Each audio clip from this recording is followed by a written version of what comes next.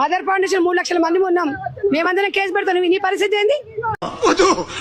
నాకే బతకద్దు, నేను నీకు జరగాలంటాను, ఫుల్ సపోర్ట్ ఇస్తాను. నీకేం కావాలంటే అడుగు. చెప్పండి.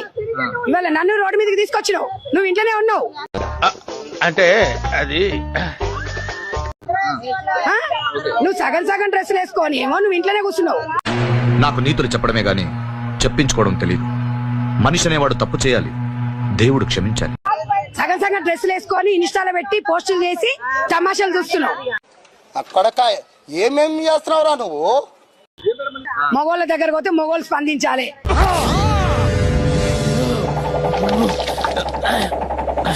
తమ్మి కాదు, అవునా కాదా?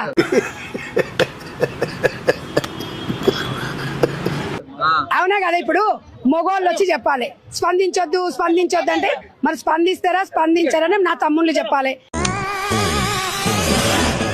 ఆహా, విధాడిందిరా నీతో నీ వింత నాటకం.